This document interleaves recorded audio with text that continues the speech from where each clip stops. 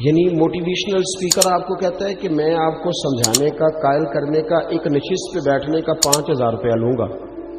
اور ہمارے اسٹوڈنٹ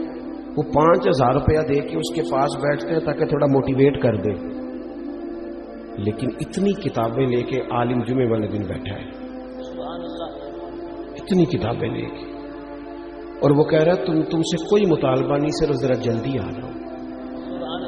مسجد میں پنکھے چلا دیے ہیں، آسانی پیدا کر دی ہے، وضو کا انتظام کر دیا ہے، کیونکہ میں آپ کو ذمہ داری سے کہتا ہوں کہ کچھ چیزوں کے لیے بندے کا دل اگر اس طرح کھل جائے نا جس طرح ہونا چاہیے۔ میرے اسا فرمایا کرتے تھے خیرات لینی ہو تو صرف پیالہ تو سیدھا کر لے بندہ، اگر پیالہ ہی سیدھا نہیں ہے، ہمارا وہ مزاج نہیں، معذرت کے ساتھ مذہب کے معاملات میں بات سننے کا، پڑھنے کا، غور کرنے کا، اگر وہ مزاج ہو ایک منٹ کے لیے کہیں اور نہ جانا پڑے، کائنات کی ہر نعمت ہمیں دروازہ رسول سے ملے۔ لیکن وہ والہانہ پن جب میں پڑھتا تھا، اب تو مجھے نہیں پتا، کافی دنوں سے میں نے معلومات نہیں کی، جب میں نے میٹرک کیا تھا تو رزلٹ 31 مارچ کو آتا تھا، تو جو بھی کسی کا آیا 31 مارچ میں، ہاں نہ نہیں کرتے تھے، 31 مارچ کو میٹرک کا رزلٹ آتا تھا، تو جنہوں نے پیپر دیے ہوتے تھے وہ 1 مارچ سے نماز بھی شروع کر لیتے تھے، اور ان کے ابا جی بھی شروع کر لیتے تھے کیونکہ پیپر دیے ہوتے تھے نا۔ تو والد کو جس دن پتہ چلتا تھا نا کہ تیرا بیٹا میٹرک کر گیا ہے، تو جس رشتہ دار کو اس نے کبھی فون نہیں نہ کرنا ہوتا تھا، وہ خوش اتنا ہوتا تھا، ابا اتنا خوش ہوتا تھا کہ وہ فون کرنے کا، پاجی مبارک ہو، تہاڈا بھتیجا 10 پاس کر گیا ہے۔ یہ خوشی تھی، خوشی سنبھالی، بعض اوقات جب صحیح معنوں میں خوشی ہو تو پھر وہ سنبھالی، صدقے جاواں واری جاواں یہ اماں ہی کہتی ہے، اور سجدہ بھی اسی کو ہی ہے، لیکن کبھی پتر کا قد باپ کے برابر ہو جائے تو بات ابے سے بھی سنبھالی کوئی نہیں جاتی۔ وہ کہتا ہے اب مجھے خیر ہے میرا بیٹا، وہ الگ بات ہے، بیٹا شادی کے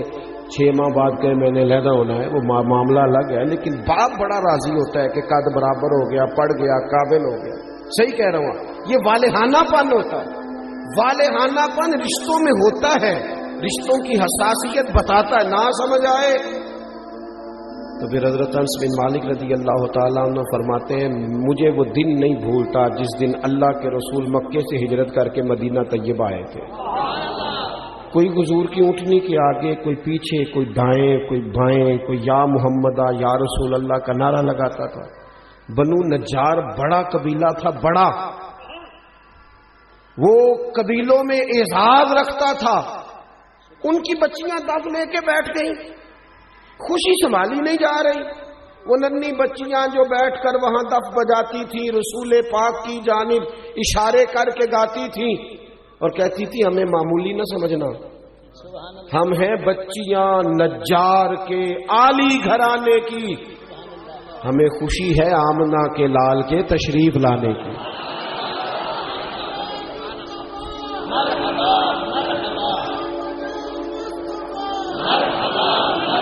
تھوڑا سا نا اس میں والہانہ پن پیدا کریں، بس والہانہ پن، کسی ایک چیز کو بھی میلاد میں رسم نہ بنائیں۔ ساڑی مسیح محفل نہ ہوئی تے بندے کی آکھن گے، یہ بات چھوڑ دیں، بندے نے آکھن کی محفل کرانی، یہ تو رب رسول کی رضا والا کام ہے، اور اس میں سے رسومات اور قیود بھی نکال دیں۔ اتنی مہنگی محفل کر دی ہے، غریب آدمی ہاتھ ہی نہیں ڈال سکتا محفل کو، اتنی مہنگی، اتنے موٹے خرچے آنے والوں کے۔ جو یہاں آپ کے علاقے میں نعت پڑھتا ہے وہ بھی نبی پاک کی پڑھتا ہے۔ تھوڑا سا نا چیزوں، میں نے اس دفعہ پچھلے سال دوستوں سے کہا تھا کہ جڑا تسی شاپنا چ لنگر دیندے ہو نا، انہوں بھی پیر صاحب تے مولوی صاحب تے خطیب صاحب لنگر شریف ہی آندے نے، انشاءاللہ کھا لیں گے بھی، سب کا لنگر ایک جیسا پکایا کرو، بہت سارے غریب گھروں میں سارا سال نہیں گوشت پکتا، اگر زیادہ بوٹیاں ڈال کے میلاد شریف پہ بٹھا کے طریقے سے کھلاؤ گے نا کھانا، تو ہو سکتا ہے ماڑے بندے کے بچے اپنے باپ سے پوچھیں کہ ابا جی سان تے کدی انج نہیں لبا، یہ اج کی ہے، اس بھی رو کے آخنا پتر رج کے کھاؤ، اج نہیں کوئی تمہیں ڈکدا، اج میرے نبی پاک دا میلاد شریف،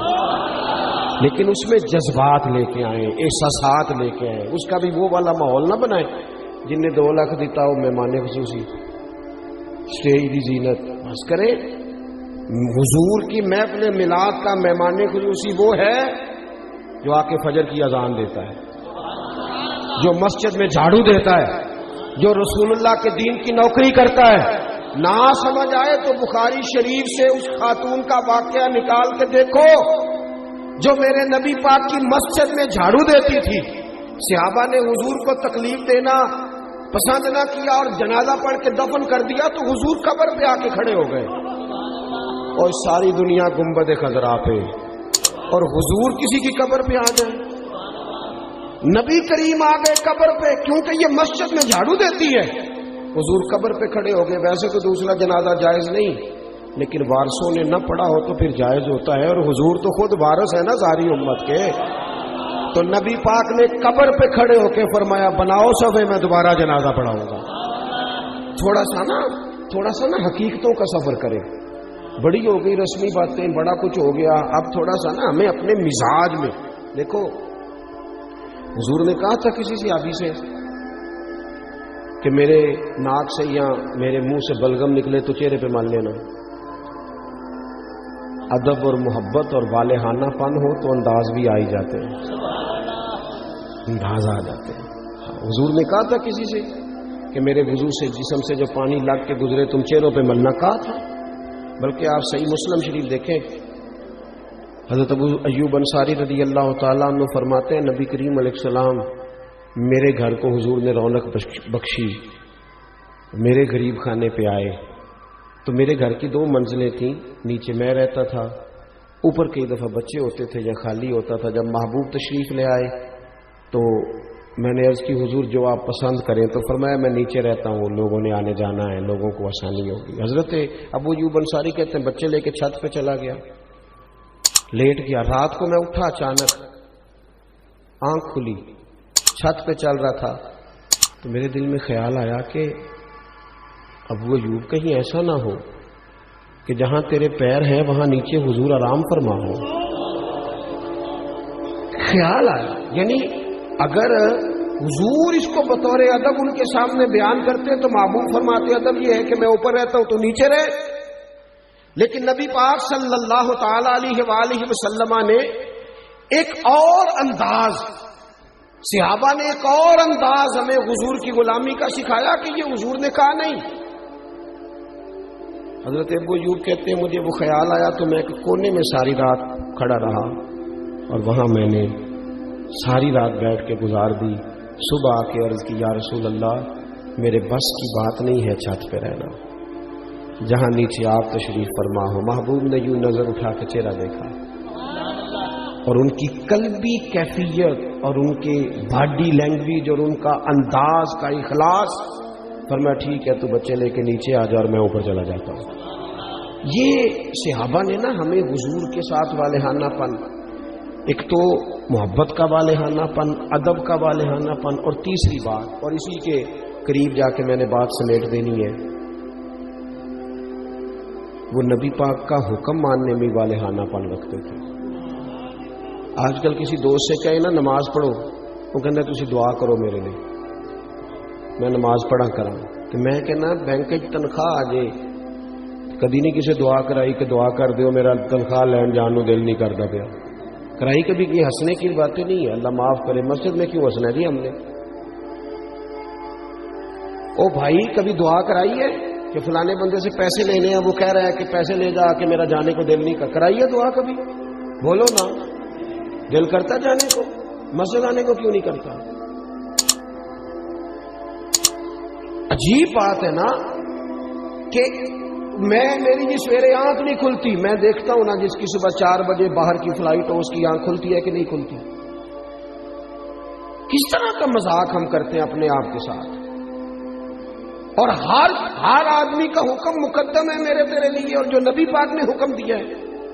میں کسی غیر سے جا کے کہوں کہ چہرے پہ داڑھی رکھ،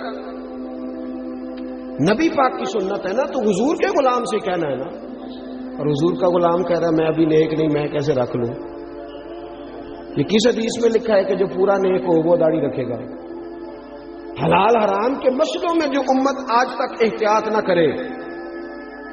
ہم پاک رسول کے ماننے والے ہیں، نبی پاک نے اپنے مقدس قدموں کی برکت سے اس امت کو پاکیزگی عطا فرمائی ہے، کیسے لقمہ حرام ہمارے منہ میں جا سکتا ہے؟ کس طرح بھلا طبیعت کیسے گوارا کرتی؟ مجھے بتاؤ نا، آپ سے سوال پوچھتا ہوں، آپ کی توجہ ہے میری بات پر؟ گوشت پکا ہوا ہو نا بڑا بہترین بکرے کا اور مسالہ بھی مرضی کا ہو، بندہ 2-3 لقمے کھا لے اور مزہ بڑا آیا، تو پھر ایک بندے نے کہہ دیا کہ یہ نا صدقے کا ہے، آپ کے منہ میں اس کا ذائقہ بدل جاتا ہے. صحیح کہہ رہا ہوں؟ جس طرح آپ کے منہ میں، اور اگر کسی نے کہہ دیا یہ تو مردار ہے، ذبح ہی نہیں کیا گیا تھا، تو ہو سکتا ہے الٹی بھی آ جائے، کیا کر دے یہاں یہ ٹھیک نہیں. تو میرے بھائی جس طرح اس پر کہہ آتی ہے نا ایک لقمے پر کہ یہ حرام ہے، اس طرح تیرے پاس جب 50 لاکھ حرام کا ہے اس پر بھی کہہ آنی چاہیے، اس پر بھی تجھے الٹی آئے، تجھے گھن آئے.